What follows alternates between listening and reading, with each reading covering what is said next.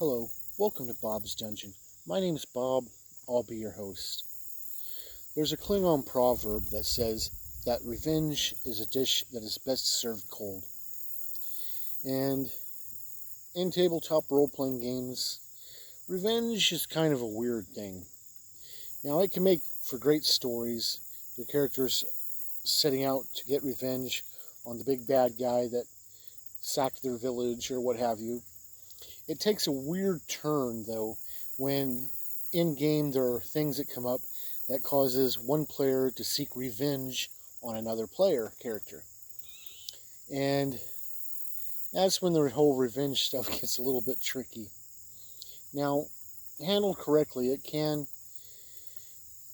give you some really neat stories and drama in your games.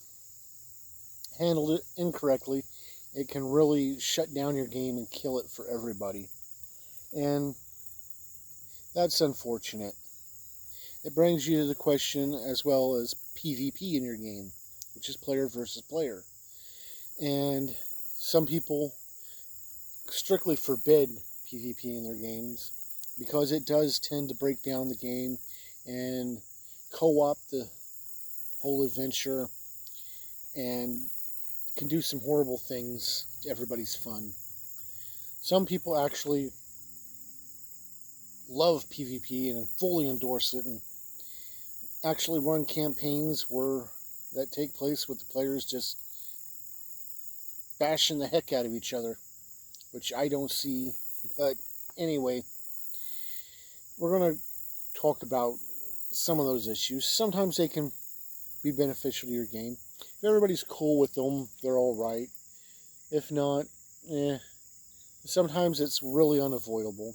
But we're going to get into that. But I have to give two warnings before I get started with my story. The first one is content warning. This story is going to have some gore in it, some blood and guts and icky stuff.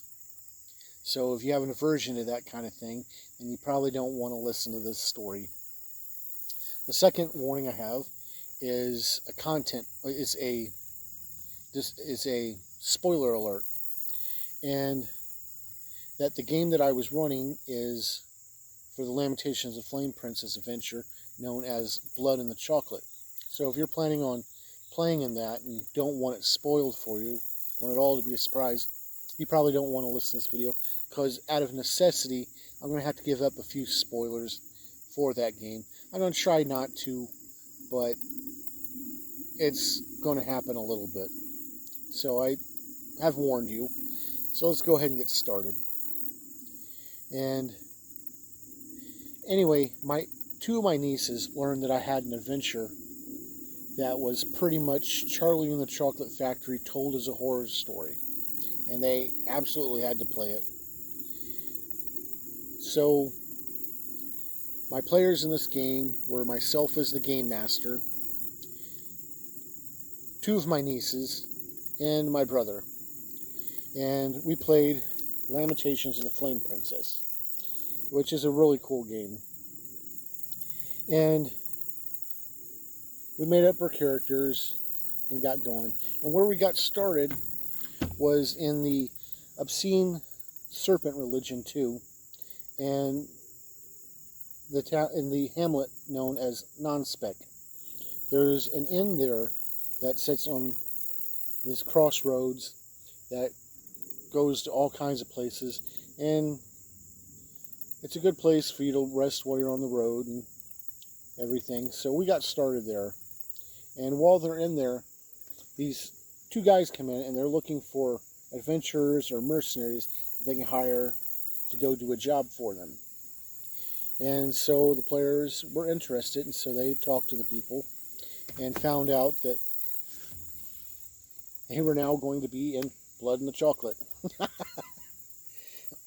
They got hired to go find out what a lady named Lucia de Castillo was doing.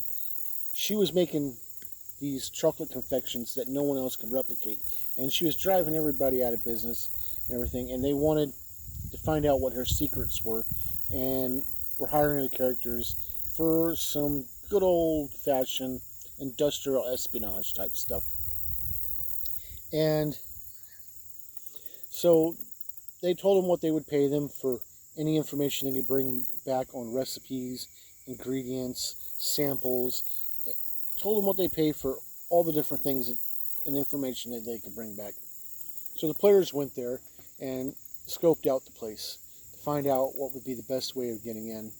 And the place is very well protected. There's guards everywhere. There's gun towers, because the Lamentations of the Flame Princess takes place in a time period that's equivalent to the 1600s. So there's flintlocks and stuff. So they have towers with snipers. So the players decided that they would go down to the docks and begin their adventure there. So what they did was they went there and they talked to the guy in charge there about how they had been kidnapped and were being transported to be ransomed back, but they managed to escape and they need help. So he took them into his office and they talked to him for a while, and eventually they got on his good side and talked him into taking them to speak to Lucia. So he takes them into this meeting room inside the factory, and he goes to find Lucia. In the meeting room, there's a big table with a bunch of chairs, and there's these weird golden hands on the walls for like coat rack type stuff. When they investigate those further, they find out that they're actual real severed hands, which is creepy. There's also a bunch of paintings on the wall by various artists.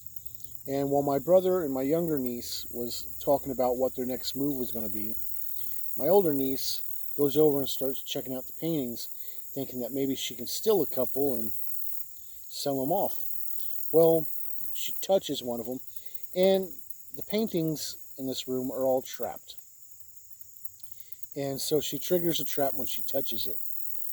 And the trap is a poison trap. And there are several different types of poisons in this book, all of which are candy themed. And there's a table that you can roll them up random on. So I randomly rolled it, and I got one that I find particularly horrifying, and it's called Irresistible Smell.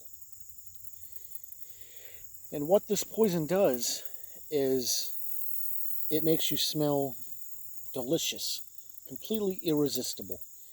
Anybody around you has to make a saving throw versus magic, and if they fail, they can do nothing but try to eat your character. If they succeed, they're good for 24 hours. So anyway, my niece becomes infected, and the other player characters wind up having to make a saving throw against magic, which both of them fail. So the next thing that my niece knows, the other two players grab her character and start ripping her apart and shoving fistfuls of her flesh in their mouth, and they kill her and eat her. About this time, Lucia comes in. She doesn't seem very disturbed about them eating one of their companions. She seems more upset that somebody touched one of her paintings, and they tell her that it was an accident, that she just bumped it, and they're horrified about what has happened. She tells them that it was a security measure, and so while they're talking it out with her, my niece, who now has a dead character, she rolled up a new character real quick, which that's the great thing about Lamentations, the Flame Princess, is you can roll up a character very quickly. So by the time that they were done talking to her and getting on her good side, she had already had a new character. And the way we worked her new character in was she was a worker on a boat that came in with some supplies, and there was a problem with some of the stuff. So they sent her in to talk to everybody and let them know what the problem was. So that's how we brought her new character in. And, well, Lucia told them after they told her, beefed up her ego a bit, because she is kind of an egomaniac. She offered them a chance to get cleaned up, and she'd give them the tour of the facility. And they agreed. So my niece's new character was just along for the ride. So she's taking them around, showing them everything. And the tour ends in a special place in the basement called the testing room.